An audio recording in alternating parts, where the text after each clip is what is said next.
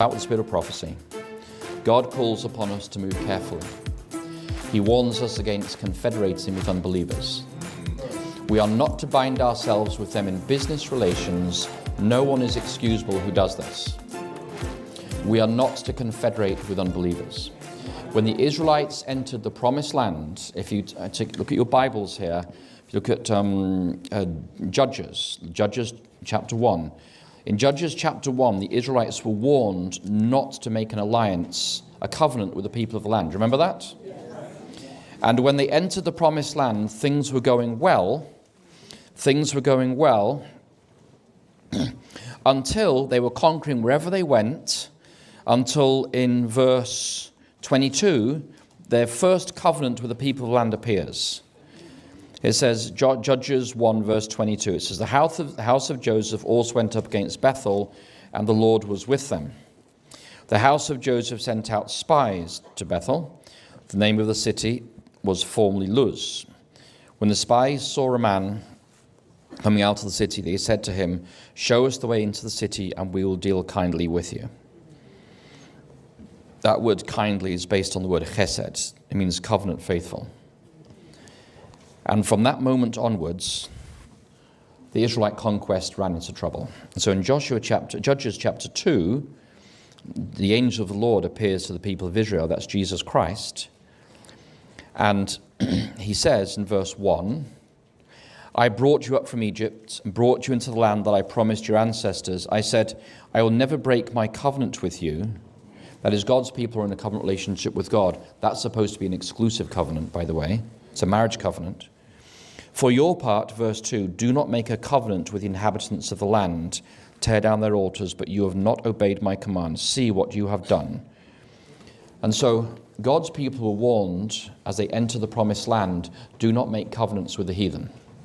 And we are also on the verge of the promised land, and God has warned us in the spirit of prophecy, do not confederate with unbelievers. This is not just the recent path, this is the wrong path that we're moving on. And I'm sharing these things today. I may touch on a few toes as we go through our sermon here. I'm sharing these things today because I want every Adventist to be saved. And if every Adventist is to be saved, we need to clear the decks. We need to prepare for action. We need to jettison from our lives and from our church life those things that are a snare to us, as they proved in the last 5 years. So, we have a statement, actually. It's called Church-State Relations. It was voted in 2002. This document was adopted by the Council of Interchurch Interfaith Relations of the General Conference of Seventh-day Adventists in March 2002. This document is used by our Public Affairs and Religious Liberty Department. And this is, you can look it up for yourself later today. Just look up Church-State Relations in the search function on adventist.org. Now, part of that statement says this. In instances when the acceptance of government funding does not violate the foregoing principles, we'll come to them in a minute, careful consideration should be given as to whether government funds should be obeyed or accepted. Ongoing government funding, as opposed to single financial contributions, presents a particular what? Danger. It is virtually impossible for institutions not to become at least partially dependent on ongoing government funding streams. Such government funding typically is accompanied by government regulation. While such regulation may not violate Christian principles when the money is first received, such regulations are subject to change. Oh yes, they are. In the event that regulations governing the receipt of government funds change to require the abandonment of the principles for our institutions described in the Bible and by Ellen G. White, ongoing government funding must be refused, even if as a result the institution must be closed, sold, or significantly restructured. Now, I agree with every word of that statement. The problem is we just ignore it in practice. That's the problem. So have you seen here, his argument is very simple. You can trace it, it's not difficult to get. His argument is the following. We are approaching the end times, and we cannot be joining or in union with unbelievers, with the heathen. And so he is going to use an Ellen G. White quotation to back up that argument. And so the way he uses Ellen G. White here is what I call a killer statement. A killer statement is those statements which are used by preachers to kill and to destroy any counter argument. Meaning to say, if you read an Ellen G. White quotation that seems to be backing what you are saying, then the discussion has ended. There is no more to say. And so it's clear here that he is using Ellen G. White as sort of that final authority, which, by the way, we Adventists do not support Ellen G. White in that way. Ellen G. White is not our final authority when it comes to um, our beliefs. And so he's using this quotation, I believe is from Selected Messages, to suggest that we should not join with unbelievers. And so I wanted to show you today because the way to deal with that argument is actually using Ellen G. White herself to show that there is support for uniting and doing joint efforts or joint programs with unbelievers, but there is also a negative statements where she advises not to join with unbelievers. So what is it, right? So I am going to use that just because one of the way in which we have to use Ellen G. White is to give her context to what she's saying. And let me give you a few of Ellen G. White quotations here that I have. And this is against joining with unbelievers. And so, for example, we can go to Ministry of Healing, page 500. And the Ministry of Healing, page 500, she says, to connect with unbelievers in business is to place oneself on the enemy's ground. So, no union with unbelievers. Other quotation, Evangelism, page 617. Believers, notice this, believers are not to bind themselves in marriage or business partnership with those who do not love and fear God. Okay, so that's in case of business partnership and even marriage, right? But also when it comes to educational and social associations. She, for example, says in counsels to parents, teachers, and students, which is a compilation, by the way, in page 499, those who profess to serve God should not unite in confederacy with unbelievers, right? So one more quotation, Fundamentals of Christian Education, another compilation, I believe.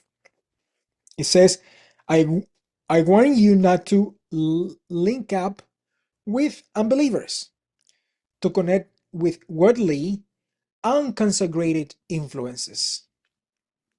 So you notice here, so the clear statements which will clearly suggest that, yeah, it's not a good idea to be uniting with unbelievers, just as the quotation that Conrad Vine has shared.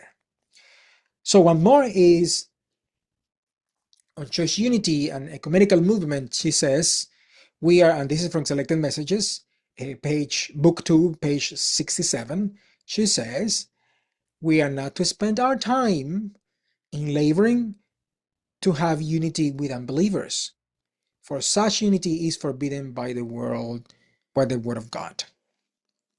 And one more quotation in that same idea, page 130 of the book Evangelism.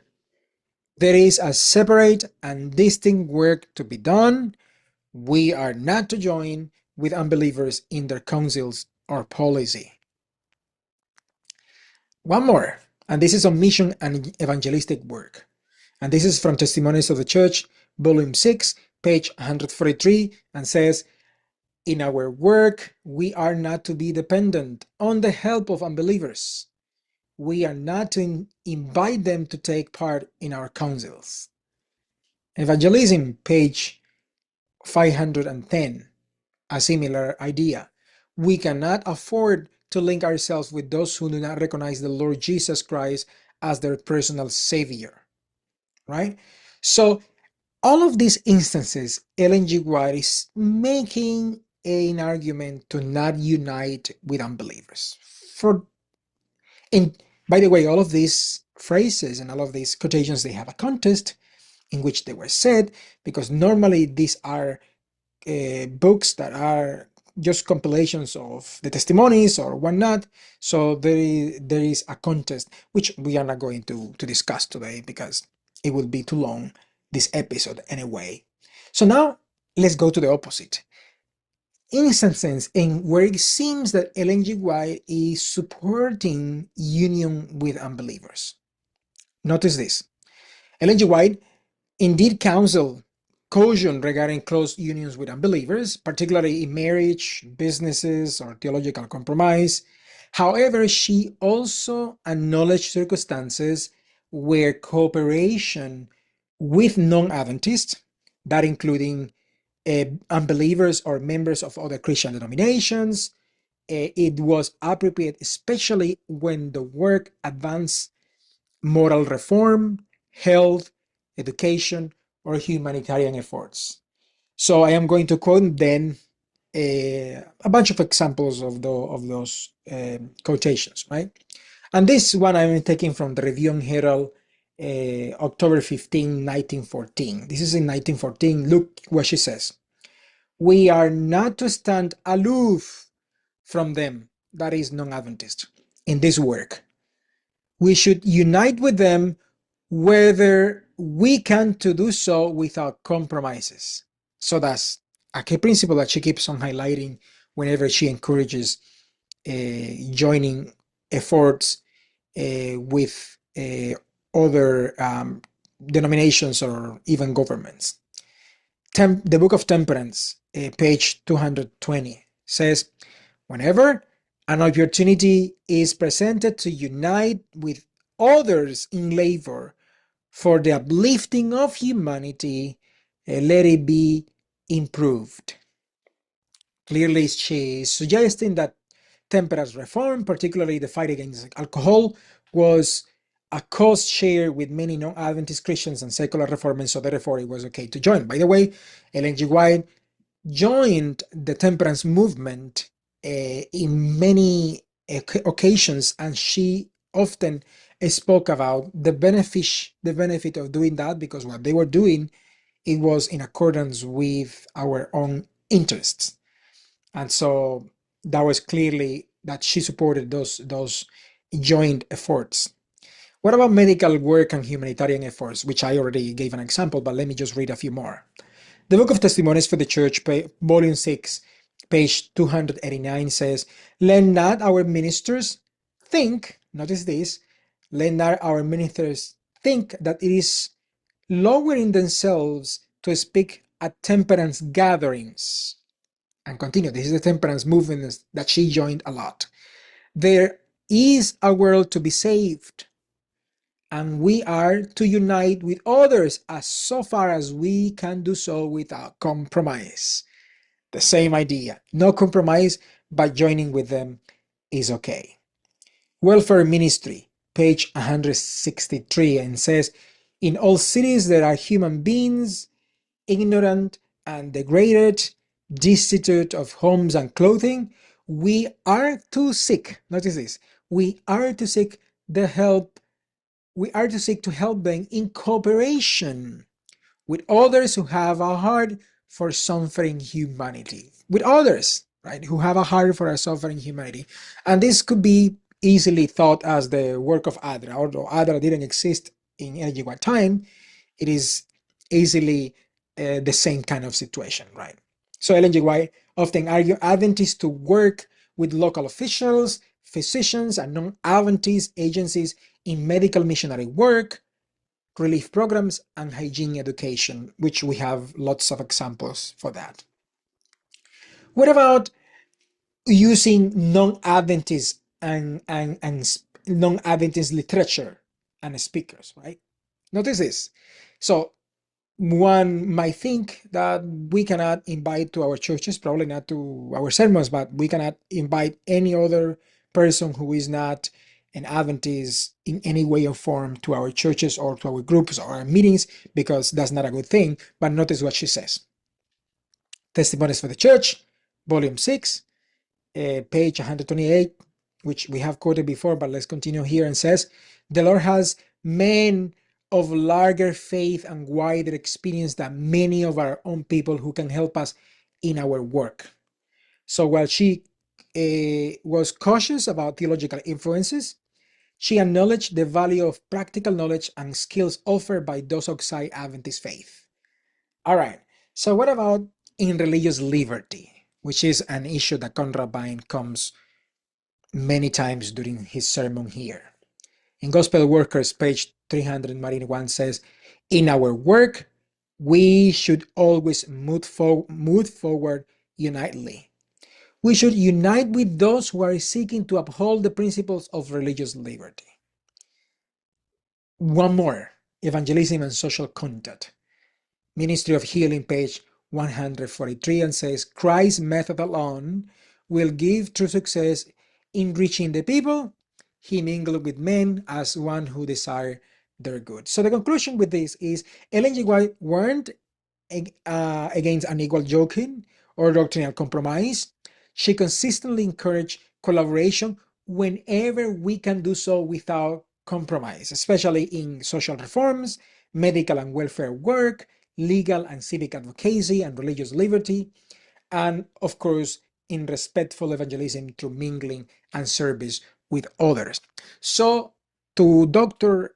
Vine, which one is it then? Is it your quotation that you're reading, similar to the ones I shared before, or it is this? Why is he trying to convey this and using this killer test to sort of destroy any opposition to his idea? Well, I just show you here that I can use this Ellen G. White without any contest and so suggest something way different. So using Ellen G. White without contest is a pretest. And those pretests are often used to support ideas without giving enough information to other competing arguments. And so I will suggest that this is a wrong way to use Ellen G. White. Ellen G. White has a contest. All of what she says, especially in these books that could be compilations of her writings, of her letters, all of those tests, all of those statements, they have a contest. And so they could be used to promote an agenda for or against, right?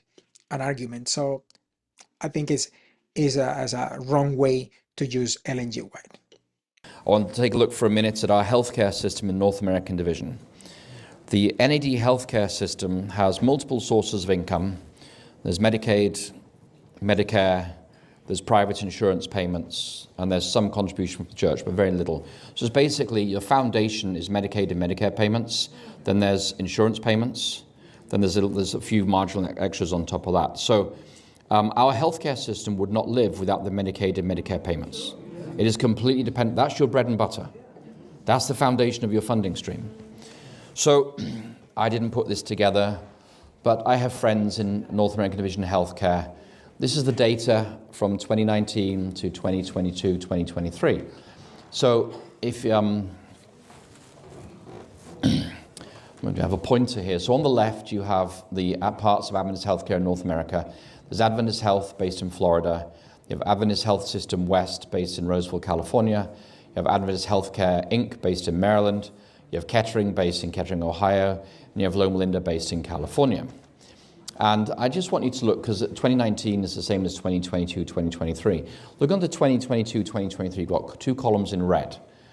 According to that, Adventist Health raised about $4.9 billion from Medicare in 2022 or 2023. Now, so for some of these figures, I have 2022 data, for some 2023 data, but the figures don't change much. Advent Health received $1.48 billion from Medicaid, and other, that is patient payments, insurance payments, was $8.5 billion, totaling $15 billion for Advent Health. Adventist Health System West received $1.37 billion in Medicare in 22-23. They received $2 billion in Medicaid and $1.8 billion from other, a total of $5.2 billion. Adventist Healthcare Inc., based in Maryland, received $338 million in Medicare, 87 million in Medicaid, and 557 million in other, giving you just under 1 billion of income there. Kettering received 335 million of income from Medicare. They received 206 million from Medicaid and 2.05 billion from other. That's payments from patients and so forth, giving you a total of 2.58 billion. And then Loma Linda received 252 million from Medicare, 700 and almost 40 million from Medicaid, 1.36 billion from other, giving you a total of $2.35 billion. Now, those numbers are really vague at the bottom. The bottom line is, total income in the bottom right was 26 billion, of which 7, I'm looking at the figures here, 7, 11, almost 12 billion of that was federal funding. Now, just put this into context. If you take that federal funding out, the hospital system will cease to exist tomorrow. It's completely dependent. So we are completely dependent on federal funding. Tithe last year was 1.3 billion in the NAD. Healthcare income was 26 billion. Do the math. That means tithe was approximately 3% of the income in the NAD. 97% of our income was healthcare income, which is completely dependent on the federal government. He who pays the piper calls the tune. The numbers don't lie. We are a multi-billion-dollar conglomerate, and even though the reports from treasurers only focus on tithe, they never tell you about the healthcare income in the same picture, because about 96 to 97% of income in the NAD, which drives our tithe base, which supports the structure, is entirely dependent on the federal government. Is it any wonder we took the position we did in the pandemic? We are bought and sold. We are in an alliance with an unholy federal government that does not have our spiritual interests at heart and will one day be the persecuting force that imposes the mark of the beast. And the point about this sermon today is when we beat to quarters, it's that mark of the beast is coming. And if we don't get off that federal train, we're going to ride that federal train until Jesus comes, and we're going to impose the mark of the beast on our members. We either get off that federal train and uphold liberty of conscience for our members for the final crisis of conscience, or the system rides that federal train until the bitter end, and we throw our members under the bus once again. That's the choice we have. Are you following me on this? Yes. I'm not making any of this stuff up here. The NAD healthcare revenue streams and profits are directly tied to the assets and maybe more important to the retirement funds held by the NAD. And there's a very significant deficit in the NAD retirement plan. We are partially dependent on those healthcare assets and the flow of profits to ensure the financial viability of our division. So during the COVID pandemic, we acquiesced to Biden's mandates of September 21 for our healthcare workers. We imposed the mandates on our own Adventist healthcare workers, many of whom were profoundly opposed to receiving the shots. I was in Loma Linda in September 21, and there were protests outside the front of the university hospital there from Adventist physicians and doctors and nurses with placards saying, "We're not taking the shot, we're not taking the shot." Oh, yes, you are. Doesn't matter whether you claim you have a conscience-based reason, yes, you are. Not to have mandated the shots in 2021 would have probably meant we lose Medicaid, Medicare funding for our hospitals, which would have made them financially unsustainable. We probably had to sell them off. But it's more than that, because within our healthcare system, there is simply too much at stake now to stand up for liberty of conscience. The profits from our hospital systems are routinely distributed every year to our NAD colleges, academies, and unions. Every union, every Adventist university or college receives standing subsidies from the profits of our healthcare systems. There are enormous salaries, up to $3 or $4 million a year, are paid to administrators and physicians. As one doctor told me recently, we are bought and sold. Nobody wants to give up their luxury homes in California, their boats in the Pacific, and their routine foreign holidays. There is a huge amount of tithe in North America comes from Florida and Southeast California conferences, which is where Loma Linda and Advent Health are based. It goes deeper than that. When you become a union administrator, you sit on the boards of these Adventist healthcare systems. And you receive, in some cases, tens of thousands of dollars in honoraria just for sitting on those boards. Plus routine trips for luxury hotels, golf trips, all expenses paid for the whole family. This is how the hospital's administrators influence the church leaders. So you may have become voted a union president and suddenly discover that you're going to make tens of thousands of dollars a year just for doing your job, for sitting on a board. There's a profound financial conflict of interest. Nobody wants to rock the boat to interrupt the gravy train. Everywhere we see financial conflicts of interest among leaders who are earning significant side incomes, sometimes in excess of their regular denominational salaries, simply by sitting on healthcare boards. Just recently, in the last couple of years, the IRS got involved at Kettering Healthcare. Some of you know that story. And it turned out that after many years, there have been many, the IRS condemns private annulment or excess private benefit. That is where non-profit money is given to an individual and it serves their benefits rather than the interests of the non-profit. The IRS got involved, as did the Attorney General of the state of Ohio. This has been hushed up in the media, but it's true. As a result of that, almost 20 individuals, senior doctors and senior church leaders, we will not mention here today, that have been having to pay back sums in excess of $100,000 on pain of prosecution. This money was paid to ensure they went along with the gravy train. The net result of our dependence on federal healthcare funding is that we trampled on liberty of conscience for our Adventist brothers and sisters in violation of our own statement on church-government relations and of the counsels from the Spirit of prophecy not to enter into alliances with the ungodly. There's a financial conflict of interest at the heart of this system. And those in decision-making positions are making large sums of money, and they're not going to jeopardize those private incomes to uphold our liberty of conscience. We have a problem. Yes, we do. Now, you may or may not have known this before, but this is how the system operates. All right. So here in this episode, in this part, as you can see, Conrad Vine says very clearly that healthcare system will not live or will not survive without Medicare and Medicaid support, or Medicare and Medicaid money. And since Medicare and Medicaid and Medicare resources come from the government, therefore the healthcare system of the church was almost bended to the will of the government during the COVID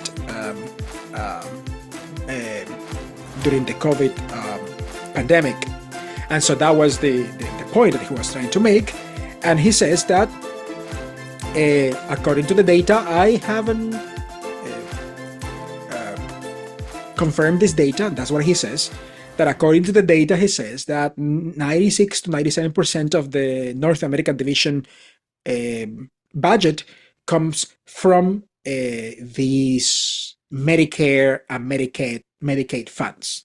Or, sorry, come from the health system, but then the majority of the big part of the health system budget comes through Medicare and Medicaid. And he says that, of course, that's why the hospitals, the Adventist hospitals, he talks about, in particular about Loma Linda and Ohio, or Kettering in Ohio, and Advent Health in Florida, they were compliant with the vaccine requirements of the government and mandates just because they were receiving this money. So he says that we are, and I quote him, we are, quote, bought and sold. Bought and sold. We are in allegiance with an unholy federal government who does not have our interests at heart. It will lead us to a day that when the government will persecute us, meaning to say the Adventist, and it will do it through the leadership of the North American division at the General Conference, because the leadership is receiving all this money from the federal government. And so to maintain the funding, then it will allow, or it will lead the government to persecute Adventists and put the mark of the beast on the Adventist members just because, they are receiving the money, right? So that's how the mark of the beast, in other words, will happen in the worldview of Conrad Vine.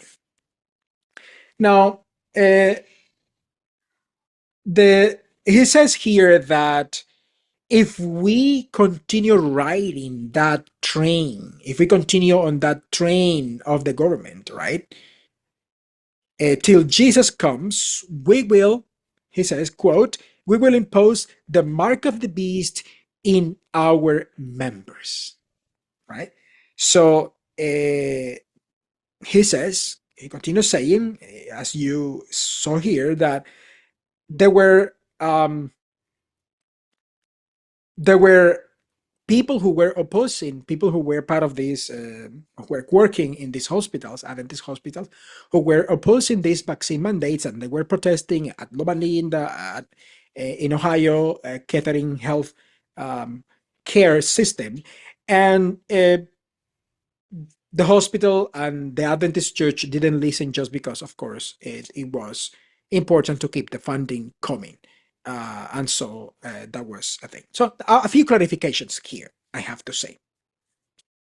First clarification, and this is the theological clarification.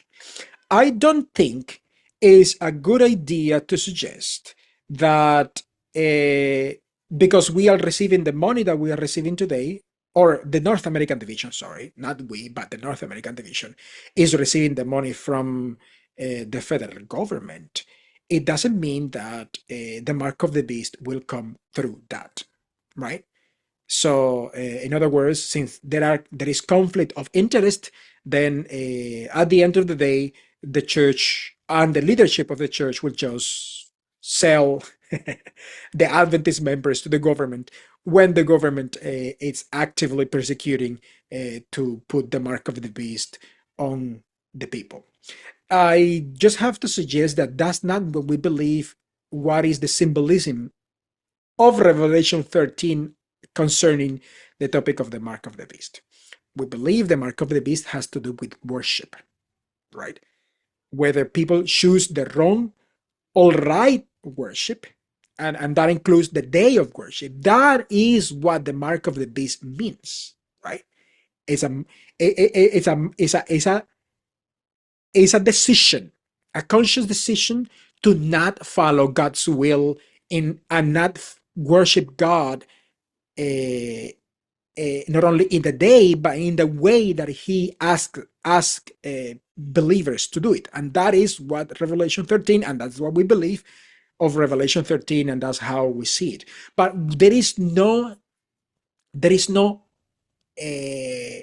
let's say, uh, um,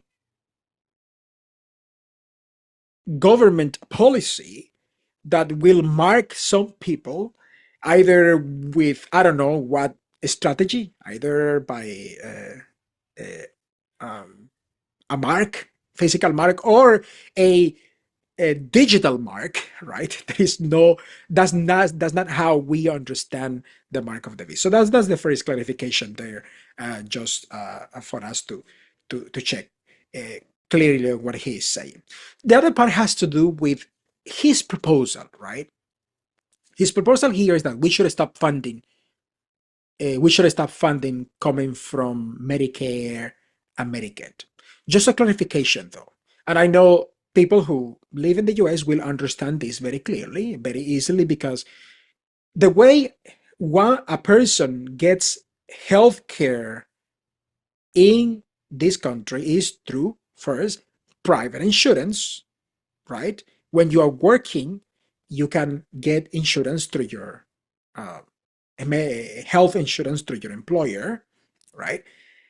And that's one of the benefits. Or you can privately pay your own insurance. You can pay any of the insurance companies here. And then when you go to a hospital that is in network with that insurance, then the hospitals sends the bill to the insurance, and then the insurance pays the money.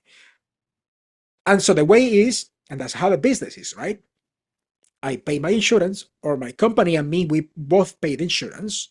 And then whenever I have a healthcare um, need, I go to a hospital, and because I acquire a service, I am requesting a service, then that service will be charged to the insurance. And so the business is that there are many healthy people who will probably not use so many times their insurance, and so that money will cover for those who often use insurance, and so that's how they will get profit. So now let's go back a little bit, or let's go forward a little bit to talk about Medicare and Medicaid. So that is a government insurance for people who don't have the means to pay, who who are who don't have a job, or they are already old and they receive I believe is Medicaid. If I am mistaken, somebody can just easily correct me. But once I receive my pension and I go on to retirement, I can uh, uh, put myself in the government insurance, and I begin to receive care through that. So what happens is, when I receive a service, I go to a hospital. The hospital will take care of me. If I have government insurance, they will charge the money to the government, and I will not pay it. Or if I don't have that insurance, then I have to pay it out of my pocket, and the bill comes to me. And so it happens when the money comes when there is a service being requested. What Conrad Vine is proposing, though, is that people who are poor, sick, or old, they will no longer be able to use our healthcare system, our Adventist healthcare system, because they don't have private insurance. So then the Adventist healthcare system becomes a system only for the rich and for those who can afford it and for those who work. So then the then a healthcare worker who who is a doctor or a nurse, right? When they do the oath to to take care of the sick, then they can no longer do it, uh, only if they have a private insurance, or the means to pay for what they have. And now this is a dangerous situation here, because let's say I am I am a person who doesn't have I am unable to work. I am sick. I don't have government insurance, right? Then I go, or we shouldn't accept government insurance, right? So we are not going to get money from Medicare. So then I go to the Adventist hospital, for example, in Kettering, Ohio. I receive a service. Then the hospital says, who are we going to bill this to? Then the hospital sends the bill to the patient, and the patient says, I don't have that kind of money to pay. I don't have $20,000 to pay for this. And so the patient never pays back. And so the hospital begins to have a lot of money out there that is never going to be paid back. And so that's the danger, right? So then what is the proposal of Conrad Vine? What do we need to do? Just give healthcare service only to those who can pay, the rich? What kind of health care do we want to have, right? Because it seems to be even mean to suggest that that's the only way that we can do and not receive. In that case, it will be clear that our healthcare system will diminish, and we will be left with some healthcare system, but very little we can do, and the service will be only probably for the rich who can afford it, which doesn't make any sense, right? We are Christians, and our hospitals and our nurses and doctors there are mostly Christians, right? and they will be asked to, um, or we fire you, we are not receiving money from Medicare and Medicare, Medicaid and Medicare, or yes, we're going to hire you, but like we are only start giving service to those who can afford or have private insurance. A little bit interesting, right? So judge by yourselves if this Conrad Vine proposal is the best proposal. And I leave this part of my critique of that sermon to this, right? To the people who listen to me today to decide whether uh, that is a good idea, actually, right?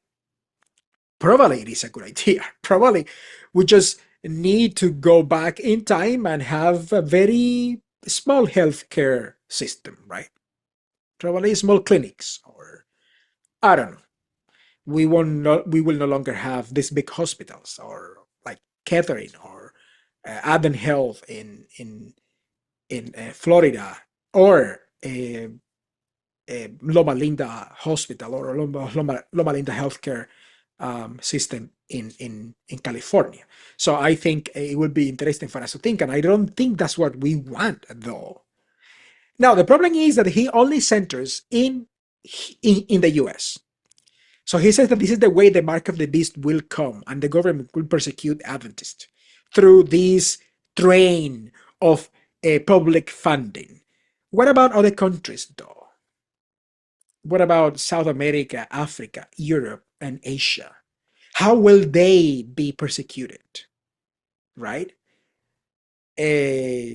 How the mark of the beast will happen through this funding, right?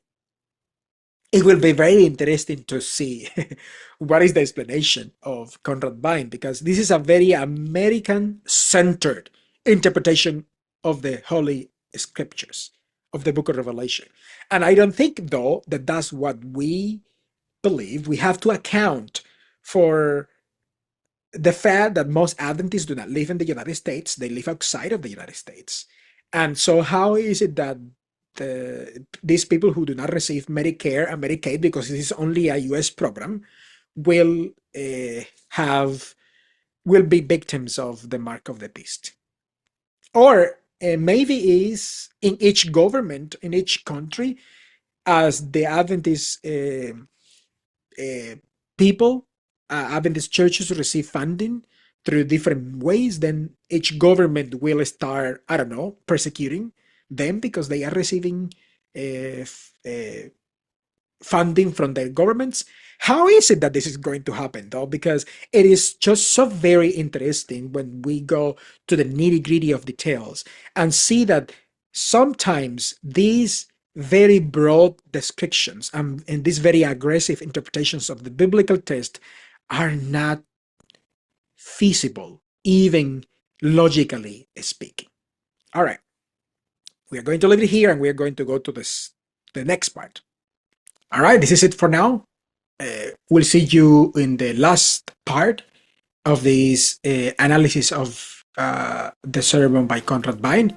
And remember, this is your Adventist Clarity Project, a project that seeks to bring clarity to our theology, our mission. And I will see you next time. Don't forget to subscribe to my channel, follow me on Spotify and your Apple podcast, and I will see you next time. Bye bye.